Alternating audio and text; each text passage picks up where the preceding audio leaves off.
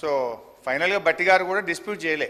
ఒక విషయంలో మాత్రం ఎక్సైజ్ మంత్రి గారైనా ఉప ముఖ్యమంత్రి గారైనా 7,200 కోట్లు ఈ గత సంవత్సరం కంటే ఈ సంవత్సరం 7,200 కోట్ల రూపాయలు. సార్ మేము మళ్ళీ చెప్తా ఉన్నాను సార్, ఇట్లా సభను తప్పుదోవ పట్టించడానికి కానీ ఈ రాష్ట్ర ప్రజల్ని తప్పుదోవ పట్టించడానికి కానీ ప్రయత్నం చేస్తే ఇది సరైన పద్ధతి కాదు అధ్యక్ష. నేను మళ్ళొకసారి వారికి విజ్ఞప్తి చేస్తూ ఉన్నాను.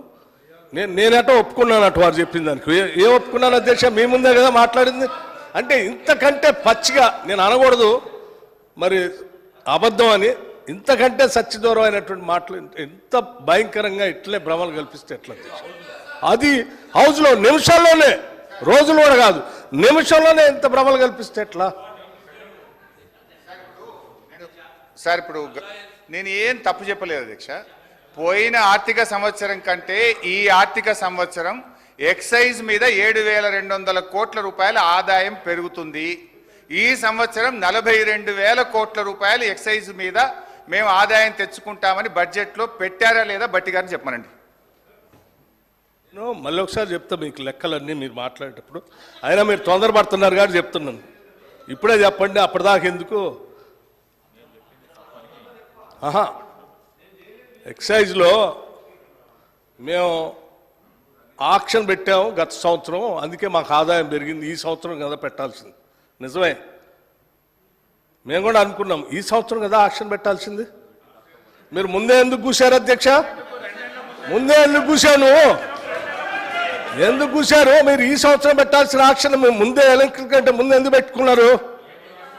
అంటే ఏదో దాంట్లో ఎంత దొరికితే అంత దోసుకుందాం అనే ఆలోచన మీది, అది తప్ప ఇంకోట. రెండోది నేను ఇంకోటి చెప్తున్నా. ఏంటి అధ్యక్ష? టానిక్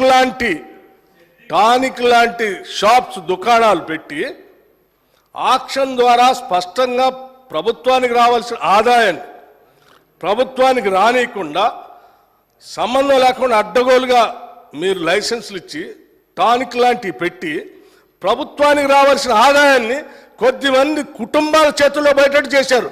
అటువంటి దాన్ని మేము పోనీయం. ఆ ఆదాయం అంతా రాష్ట్రానికి వచ్చేటట్టే చేస్తాం.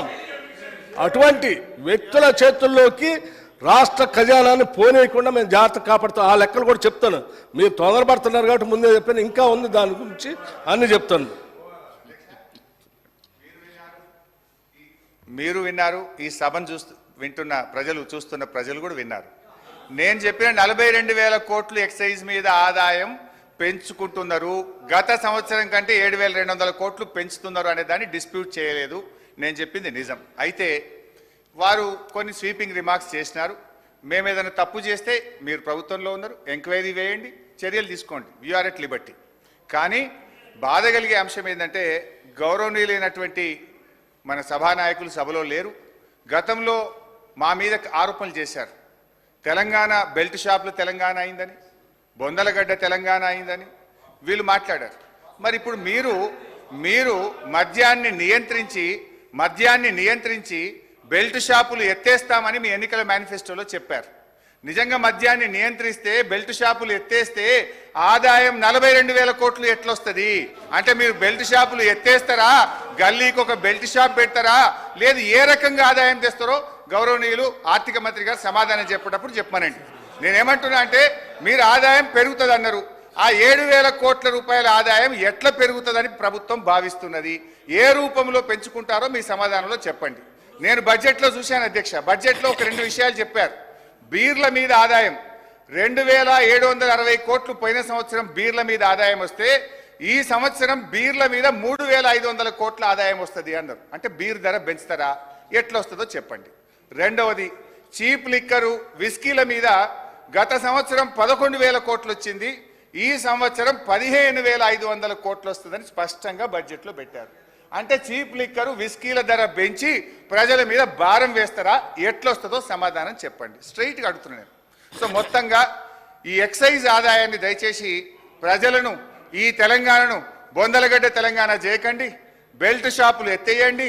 ఈ ఆదాయాన్ని ఇంకో రూపంలో ప్రయత్నం చేయండి. కానీ ఎక్సైజ్ ఆదాయాన్ని పెంచి పేదలకు, ప్రజల మీద భారం వేయొద్దు, మద్యాన్ని ప్రోత్సహించొద్దని మీ ద్వారా ప్రభుత్వానికి విజ్ఞప్తి చేస్తున్నా. అధ్యక్ష అన్నా, నేను ఇంకా 5 పైసలే మాట్లాడింది, చాలా చెప్పేది జర ఆగుంది. అధ్యక్ష, ఇకపోతే బడ్జెట్లో బైసాబ్ కొత్త సభ్యులు చాలా మంది ఉన్నారు. నేనేం గర్వంగా ఫీల్ అవుతలేను. నాకు కూడా అర్థం కావడానికి 10 ఏళ్ళు పట్టింది. 10 ఏళ్ళు పట్టింది. వినండి, వింటే మీకు కూడా నాలెడ్జ్ వస్తుంది. ఫ్యూచర్లో మీరు కూడా బాగా మాట్లాడడానికి ఉపయోగపడుతుంది. నేను చెప్పే దాంట్లో తప్పు ఉంటే you will get an opportunity. Congress party తరఫున కూడా 2 సభ్యులు మాట్లాడడానికి అవకాశం ఉంటుంది. నా తప్పులు ఉంటే మీరు ఎత్తి చూపండి, మాట్లాడండి. వినడం ద్వారా మేము కూడా ఈ సభలో అక్కడ కూర్చొని విని నేర్చుకున్న వాళ్ళమే. చాలా సందర్భాలు ఎవరికి ఈ సభలో రాగానే నాలెడ్జ్ రాదు. వినడం ద్వారా మనం అర్థం చేసుకొని నాలెడ్జ్ అనేది గెయిన్ చేయాలి. కొంచెం ఓపికగా వింటే మీకు కూడా ఉపయోగపడుతుంది. నేను తప్పు ఉంటే మీరు చెప్పండి. Don't disturb me please. అధ్యక్ష నాన్ ట్యాక్స్ రెవెన్యూ భాయ్ సాబ్, నేను మంచిగా బడ్జెట్ మీద మాట్లాడుతున్నా, డిస్టర్బ్ చేయకండి. Non tax revenue speaker sir, సభను ఆర్డర్లో పెట్టండి సార్. నేను ఆర్డర్లో మాట్లాడుతున్నా, మంచిగా వాళ్ళని ఆర్డర్లో పెట్టండి సార్ కొద్దిగా. నాన్ ట్యాక్స్ రెవెన్యూలో పోయిన సంవత్సరం మనకు వచ్చింది 23,819 కోట్లు. ఈ సంవత్సరం గౌరవనీయులైన ఆర్థిక మంత్రి గారు 35,208 కోట్లు నాన్ ట్యాక్స్ రెవెన్యూ వస్తుందని బడ్జెట్లో పెట్టారు. నాన్ ట్యాక్స్ రెవెన్యూలో మనకు ఉండేది మేజర్గా రాష్ట్రానికి వచ్చేది ఒక మైనింగ్. అధ్యక్ష, అఫ్ కోర్స్ ఆ మైనింగ్లో కూడా చాలా ఎక్కువ పెట్టినారు, 1,000-2,000 కోట్లు. అదంతా ప్రాక్టికల్గా లేదు. ఒకవైపు బిల్డింగ్ కన్స్ట్రక్షన్ యాక్టివిటీ తగ్గింది, శాండ్ సేల్స్ తగ్గినాయి, మెటల్ సేల్స్ తగ్గినాయి, గ్రానైట్ కరీంనగర్ అయితే మొత్తం బంద్ అయిపోయింది. సరే, అది అంత ఈజీగా లేదు. క్యాపిటల్ ఎక్స్పెండిచర్ చాలా తక్కువ పెట్టిన బడ్జెట్లో. అది ఒక రకంగా మైనింగ్లో మీరు పెట్టిన ఆదాయం కూడా అంత రియలిస్టిక్గా లేదు. ఇకపోతే ఇంకో అన్నిటికంటే ముఖ్యమైనది, ఇది బహుశా మా సభ్యులు మంచిగా వినాలి.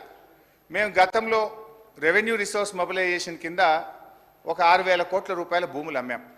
రాష్ట్రంలో రైతులకు రుణమాఫీ చేయాలని మేము భూములు అమ్మాం. అప్పుడు ఇదే కాంగ్రెస్ పార్టీ నాయకులు, మన సభానాయకులు రేవంత్ రెడ్డి గారు ఏమన్నారంటే, భూములు పెద్దలు ఇచ్చిన ఆస్తి, మన సోకుల కోసమో మనం బతకడానికో మనము భూములు అమ్మవద్దు అని నాడు ముఖ్యమంత్రి గారు చెప్పారు. ఇక మా బట్టన్న కూడా ఇదే సభలో మాట్లాడుతూ చాలా తీవ్రమైన ఆరోపణలు మా మీద ఒంటికాల మీద లేచిండు. ఇదే శ్రీధర్ బాబు గారు, బట్టి విక్రమార్క గారు, మీరు భూములు ఎట్లా అమ్ముతారు, భూములు అమ్ముతారా అని కోట్లల్లో కేసులు వేసిండ్రు, సభలు తిట్టిండ్రు, బయట తెచ్చిండ్రు, రచ్చరచ్చ చేసిండ్రు. కానీ ఈ బడ్జెట్లో ఏం పెట్టారు తెలుసా అధ్యక్ష? 10,000 కోట్ల రూపాయలు భూములు అమ్మడం ద్వారా రెవెన్యూ సమీకరిస్తామని గౌరవనీయులైన ఆర్థిక మంత్రి గారు చెప్పారు. Is it not dual stand? Is it not double standards? ఆ రోజేమో భూములు అమ్మితే వ్యతిరేకిస్తారు, మేము అమ్మింది కొద్దిగా, మీరైతే ఏకంగా 24,000 కోట్లు మేము భూములు అమ్మడం ద్వారా ప్రత్యేకంగా సాధిస్తామని బడ్జెట్లో పెట్టారు. అధ్యక్ష, బడ్జెట్లో ఏం పెట్టారు? 10,000 కోట్ల రూపాయలు భూములు అమ్మి సాధిస్తారట, మరో 14,000 కోట్లు అడిషనల్ రెవెన్యూ మొబిలైజేషన్ అని పేర్కొన్నారు. నేను అంటున్నా, శాసనసభ కంటే పెద్దదేంది అధ్యక్ష? ఏంటిది ఆ 14,000 కోట్లు అడిషనల్ రెవెన్యూ మొబిలైజేషన్? ఏ రకంగా వస్తుంది? మీరు ఈ సభకు కూడా చెప్పనంత బ్రహ్మ పదార్థం ఏంది? ఆర్థిక మంత్రి గారు సమాధానం చెప్పేటప్పుడు ఈ 10,000 ఎట్లా, ఏ భూములు అమ్ముతారు, ఏ రకంగా అమ్ముతారు, ఈ 14,000 కోట్లు అడిషనల్ రెవెన్యూ మొబిలైజేషన్ ఏ రకంగా వస్తుంది, ఈ 24,000 కోట్ల రూపాయలు ఎట్లా తెస్తారో కూడా వారి సమాధానంలో చెప్పాలని నేను కోరుతా ఉన్నా అధ్యక్ష. ఈ భూములు అమ్మడం వద్దని మీరు మాట్లాడారు. నిజంగా మీ మాట మీద మీకు గౌరవం ఉంటే, ఆనాడు మీరు చెప్పిన మాట నిజమైతే దీన్ని ఉపసంహరించుకోవాలని చెప్పి కూడా మీ ద్వారా విజ్ఞప్తి చేస్తా ఉన్నా అధ్యక్ష. మొత్తంగా నాన్ ట్యాక్స్ రెవెన్యూ 35,000 కోట్లు, అందులో 24,000 కోట్లు భూములు అమ్ముతారట. మరి ఎట్లా అమ్ముతుందా? ఒకవైపు ఆర్థిక మాంద్యం ఉంది. హైదరాబాద్లో ఎవరైనా పెళ్లికో ఆరోగ్యపరంగానో అర్జెంటుగా ప్లాట్ అమ్ముకుందామంటే అమ్మని పరిస్థితి వచ్చింది. సరే, దానికి కారణాలు మీరే, దాన్ని లోతుకుపోతే అది మళ్ళీ పాలిటిక్స్ అవుతుంది, కానీ ఇంకోసారి మాట్లాడతారు అధ్యక్ష. అంటే ఓవరాల్గా చూస్తే గ్రాంటీన్ ఎయిడ్ కేంద్ర ప్రభుత్వం నుంచి వచ్చే దాంట్లో 12,000 కోట్లు ఎక్కువ పెట్టుకున్నారు. అదేవిధంగా నాన్ ట్యాక్స్ రెవెన్యూలో కూడా రానటువంటి 35,000 కోట్ల రూపాయలు పెట్టే ప్రయత్నం చేశారు. ట్యాక్స్ రెవెన్యూలో అటు ఎక్సైజ్లో 7,000 కోట్లు ఆదాయం పెంచుతామంటారు, స్టాంప్స్ అండ్ రిజిస్ట్రేషన్లో 4,000 కోట్లు పెంచుతామంటారు. అంటే ఇవన్నీ కూడా అన్రియలిస్టిక్గా బడ్జెట్ ప్రిపరేషన్ అనేటువంటిది జరుగుతూ ఉంది అధ్యక్ష. బాధ ఏంటంటే అధ్యక్ష, ఒకవైపేమో రానటువంటి ఆచరణ సాధ్యం కానటువంటి ఆదాయాన్ని ఎక్కువ చేసి చూపించే ప్రయత్నం చేశారు, అంకెల కూర్పు చేశారు. ఇంకొక వైపేమో తప్పకుండా ఖర్చు